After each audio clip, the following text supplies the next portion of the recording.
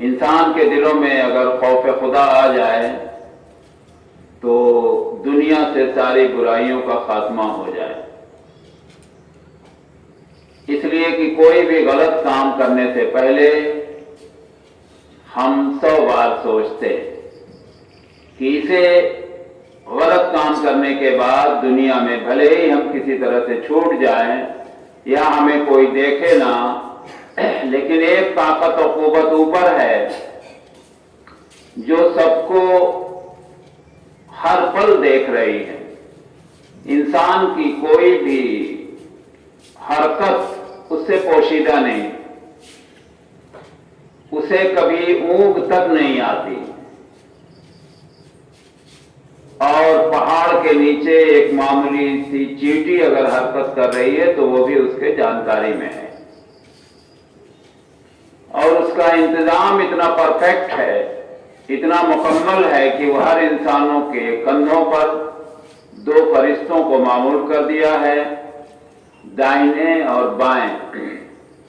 دائیں والا اچھائیاں لکھتا ہے، بائیں والا برائیاں لکھتا ہے، اور مرنے کے بعد جب دوسری زندگی میں انسان داخل ہوگا تو اسی حساب سے اس کے فیصلے کیے جائیں گے، اور اسی حساب سے اس کو دوسری دنیا میں داخل ہونا پڑے گا، جو عذاب کے روپ میں بھی ہو سکتی ہے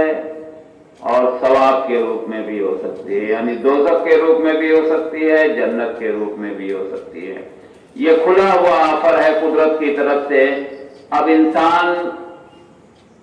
اپنی مرضی سے جو چاہے چن لے، اس میں کسی کی کوئی قید نہیں ہے، سارے انسانوں کو کھڑا کیا جائے گا، سارے انسانوں کا رجسٹر دیکھا جائے گا، اور اس وقت ہم جس طرح سے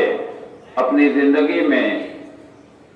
خوف خدا رکھتے رہے ہوں گے اسی حساب سے ہمارا نامہ اعمال ہوگا، اور اسی حساب سے ہمیں جزا اور سزا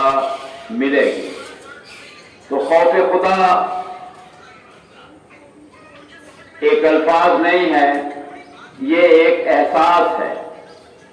جو دلوں سے کیا جاتا ہے، اور دین کا سارا دار و مدار، ساری عمارت اسی خوف خدا پر ہی ٹکی ہوئی ہے۔ ہم سب کو بارہا چاہیے کہ کسی بھی مسئلے کا حل اگر ہمیں نکالنا ہو تو اللہ تبارک تعالیٰ کا فرمان جو اس نے ڈائریکٹ قرآن شریف کے روپ میں دیا ہے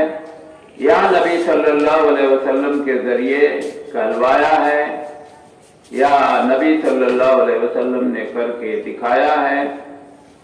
اور صحابہ کرام نے جو طریقہ اپنایا ہے اس کے حساب سے اپنی زندگی گزاریں، ورنہ ایک نہ ایک دن ہم اس کے سامنے جب حاضر ہوں گے تو ہمیں پتہ چل جائے گا کہ وہ خوف جو دنیا میں ہم نہیں رکھتے تھے، اس خوف کا سامنا ہمیں آج کرنا پڑے گا، اور اس وقت ہمارے سامنے دور دور تک کوئی راستہ، کوئی منزل نہیں دکھائی دے گی۔ السلام علیکم ورحمۃ اللہ وبرکاتہ۔